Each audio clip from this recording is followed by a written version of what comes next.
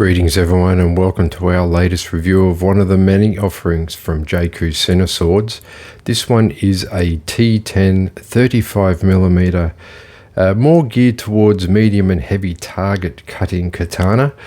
I originally picked this one up from a clearance sale that JKOO had. It was at a clearance price of $199 US. And with shipping that was $259, so in Australian dollars that was just a tad under $400 to my door. And they've picked up a bit of a reputation as a manufacturer of functional swords with historic and artistic designs. And as you can see here, this one has a so high and it's interrupted just there in the middle of the blade and a big long 30cm suka. So let's have a quick look at their website here. And this is their main website. They do have another one that takes you to more or less their in-stock katana, but this one gives you the options to design your own. There's a lot of information on this website, and you can see there's some of the many styles and shapes that they do offer in the customization process. To your left there are the hamons. And then there's the actual blade shapes there in the middle, and then to the right hand side there is all the styles of blade forging. So there is quite a lot of information and quite a lot of customization that they do offer right throughout the blade. And I'll just quickly sort of scroll down here and show you what sort of customization quickly is possible. Yeah, all the usual suspects are there: the suka shape and length, and the polish type, Ito color, all that type of thing. So you can go through, pick, fine tune what you think you might like. Now the difference here with this one, you add the additional comments and then you send that off, or you submit it, and they will get back to you with a price. So you won't know the price straight off the bat. As for their fittings, they can be a bit, I would say, rustic. They do have a line that is more refined, more polished, but this is just from their brass Suba section. There's iron and there's actual kits as well, where you have the Fuchi and Kashira that come along with that. And as you can see here, just in this selection, plenty to choose from. There's one that's a bit of a twist on the Musashi theme. And you know, depending on what style you're after, what theme you want to go with, and you know, plenty of choice there. So that's their website, guys. I'll not go into too much more depth to it, but as you can see as I scroll through here, they've got the Chinese style swords, the Japanese swords. There's lots of information at the side here about blade faults and what to look for, and hamon designs and all the other fittings and information. There's lots of videos there too if you're interested in that. JKOO themselves were first founded in 2006 by Kane Yang, but the person you'll probably talk to via email is Van Yang, and they do seem to be a forge that is willing to try different things with the blades they have, and also to help with any requests or inquiries that you may have. And I think this is something that's reflected in this blade alone. The saya is of a Koro Ishime finish, but the blade is of got an okasaki with some geometry, a sohai, a Midari hamon line, and 35mm blade with a 30cm suka or scar. So as you can see, there's a lot going on here, and we're about to unpack all that and find out what makes this blade quite good to wield despite its size. They have distributed the weight along this blade really quite well, taking out enough metal in the right places. So let's take a closer look, all the fittings and features. Now admittedly, because this was a clearance item, I didn't get a lot of information with it, but after an email and a bit of back and forward, I would confirm that the koshirei here is in a very old kanji that can be interpreted as a dragon or sky. So cloud dragon theme, koshirei, is what Van could sort of interpret from there. It is a Riko style handle, meaning it's like an hourglass shape. Hishigami is present, but this is a 30cm skat or suka, so that tops out around 9.5 sun plus. But besides that, and this day was actually the first time I'd had it out and using it, all the textures felt right. The handle did feel a bit blocky, bit unfinished, but again, the grip was really good, and I see why they've put such a long suka on this, considering the width of the blade. The wrapping is quite tight, and you'll see there the dragon theme Manuki plays in quite well. I just feel there could have been a little bit more refinement in the handle, a little bit more dressing and contouring so that those hishigami could sit in there quite well. There is that kanji we were talking about earlier. The casting quality is good, a little bit rough around the edges, so to speak. But again, the wrap is quite tight, and the transitions are all alternating as they should be, and the Samigawa is of a nice quality. But when you have a handle that is shaped like this, it's important to get those transitions between the Fuji and Kashira looking like that line, that symmetry continues on through the handle. Looking quickly at dimensionals, 3.7 centimeters there, 3.3 at the mid length of the handle, and 3.6 at the Kashira. So just a bit of a mindful eye on the symmetry would really set this handle up to look like it's all one, all flowing, all part of the blade. But looking forward from there on the transitions from the handle into the Suba, the Seppa and Habaki, this is all really nicely done. It's all very tight. All the colors are complementing, and that Habaki actually has a bit of thickness to it, which seems to complement the blade. So no complaints there. The detailing is quite nice, and the Habaki itself, the transitioning from the moon or the back of that blade, is millimeter perfect. It's all flush, there's no catching. It's a very simple design, but business end wise, getting into the saya, that is all set up to work really well. And as we move into looking at the saya, I feel like this might be a bit of an opportunity for JKOO. The one I had is, as I stated before, a Koro Ishime finish, the Shitadomiya present in the Kajira. It's quite okay, it's quite adequate. There is the hint of some reinforcement on the Koyoguchi, but looking at two other sayas here that I have from JKOO, all Koro Ishime, but very different finishes. And at the risk of going on a rant here, I'll just throw up a few other sayas that I have as a comparison, but I get the impression consistency might be a thing here. Now bear in mind there's all slightly different price points here, but the original and reforged will be coming up in the reviews soon, and there's the 35mm you see there, so all very different diameters around that Koyoguchi there. And unfortunately there's no reinforcement except for that 35mm. You can see there's an attempt to reinforce that opening. And here we can just see a collection of others that I have: the Hanwei Elite, the Winter Sun, Hanbon Forge, and Tazando. You can see there that there's big differences in the fit and finish to all those Koyoguchis.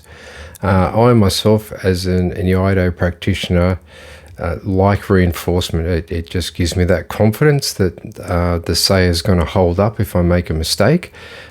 Just 2 weeks ago with the dojo I train at, we actually had a saya get split by an Iaito.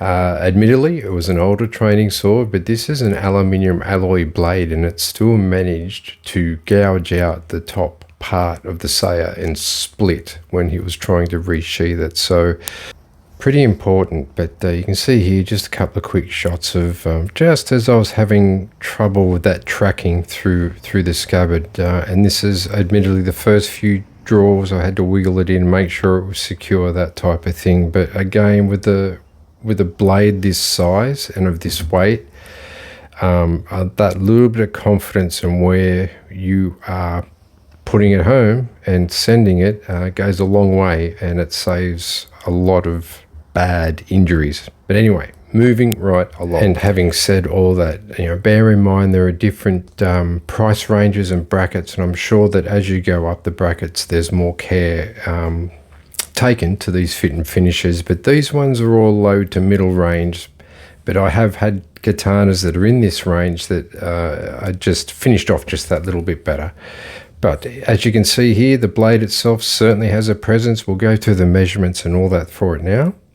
So looking at the blade itself, as I've said before, this is T10, differentially hardened steel, and it is done quite well. The total length of the blade on the Gaza is sitting right on 73 centimeters, and 6 centimeters that is that Okasaki, as you can see there. But the double bow high or so high, it's actually done really well. All the lines are terminated and started very nicely. They're shaped, they're not just sort of chiseled and left. And the blade itself seems to start right underneath that so high. So they've taken a lot of metal out of this blade, despite it being 3.5 centimeters wide. And at the mune, so up near the suba there, the actual blade width is 8 millimeters, and it does have a slight distal taper down to 5 millimeters at the pointy end. So despite its appearances, I actually found this quite easy to direct. There's like a middle cut there, slightly higher and slightly lower. It does feel powerful on those downward and kesa strokes.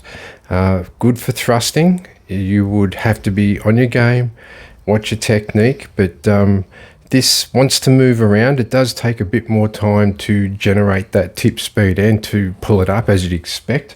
The total weight of this is 1.311 kilograms.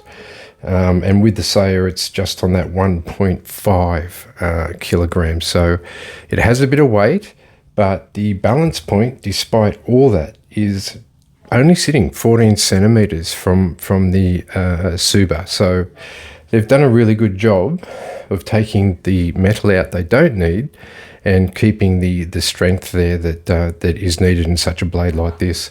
And you can see there those bohea lines, they take a lot, I think up to about 10-15% of the actual weight of the blade out. So they've done a really job there of distributing the weight of the katana through the steel and having that blade come down with a beautiful shape that just makes it very efficient against medium and heavy targets. Lighter targets, what I've found is because of the mass of the blade, it won't necessarily cut as well as a lighter or standard sort of size katana. So horses for courses, just because you have a big blade and with a lot of weight behind it, if you go and cut light targets, you may find that it wants to push the targets out of the way or crush them rather than slice through them. So this is where proper technique and really honing in on getting your edge alignment, getting that slicing action and getting that tip moving to compensate for that. So technique is paramount. I would say we have to be more aware of that on the lighter targets than what you would be on the heavier targets, but it handles the medium and heavy targets, which are coming up soon, no problems at all. It does handle quite well. I wouldn't use it in training. It's just too big, too much for presence, and training is where you make your mistakes. But apart from that, as a katana that you would use in the backyard, or if you're going to a cutting seminar and you've got some targets that you want to cut through, I would recommend this. They've done a good job on the blade, and despite the sort of fit of the katana sometimes inside that saya, they've done a really good job, and that just gives you a sense there of the amount of steel that's been taken out of it. It's actually quite thin, quite broad, but quite strong too. I wouldn't have any problems or fear with bending this out of shape as long as I was using it correctly. So there you go, guys. In the light of day, that's what it looks like. And despite the big blade profile on it, they've done a really nice job of getting that edge looking very keen, and I like it. It has a sori or a curvature of 2 centimeters, so well within the standard range. And let's get on to the cutting.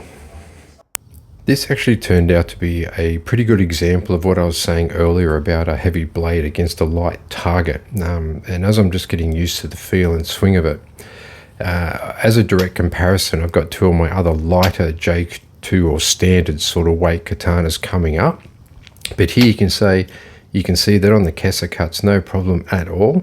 I'm basically just getting the tip moving and letting the blade fall. It's so easy. But here on the diagonal, you'll see that it just wants to push or crush that target through where I'm swinging it. So for these type of cuts against a very light target, you really have to, one, focus on form, and two, you have to give it a bit more speed and effort to get that tip moving. And even there, you can see it gripped in. I did feel the blade go in, but just did not have that momentum to cut through the target. So here, third attempt, I eventually got a bit of a cut through it, but I think I actually hit the top of the peg there as well. So just notice the speed too. I sped up a little bit here with this one. I thought, well, maybe you can just go for it and be a little bit quicker with it. And it handled, again, the Kessas, no worries at all. But again, when you're coming across on these diagonal cuts, a little bit of a problem with that momentum and that slicing action. Now, as a comparison, this is my second lightest katana against the same sort of pool noodle. Straight through, not a problem. And this is my lightest one, much quicker, not a problem. And even when that noodle's a bit skew-if, still managed to cut through quite evenly. So just because you've got a bigger blade doesn't mean it's going to go well against the light stuff as it does against the heavy stuff. Now, I apologize for the sun glare here. I thought I had the camera out of that, but that aside, what I'm doing here is just trying to find that balance point.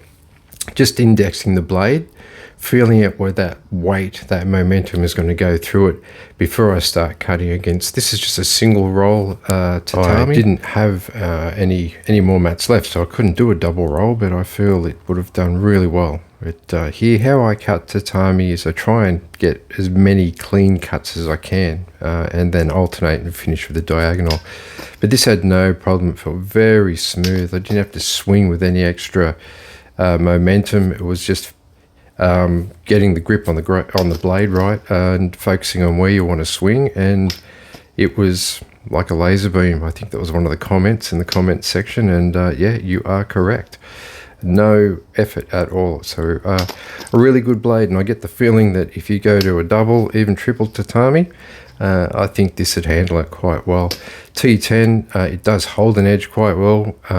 You may have to sharpen it, obviously, throughout its use, but yeah, a good blade. I like it. Its size belies its maneuverability and function. So there you go, guys. That is the JKOO T10 35mm with a Madar Hamon line and Sohi. So I've just got a few extra picks coming up at the end of this, but I really do hope you enjoyed that review, and check out JKOO. And if you really want to hone in on what you want from them and customize features, and just make sure that you're back and forward and communicate to them, and even send pictures will help. And that'll just sort of take out that margin of error, I feel, in that ordering process. But worth a look, definitely. JKOO SINOSWORD. So hope you enjoyed that, guys. Stick around. We've got another couple of JKOOs coming up on the next review. Until then, keep swinging.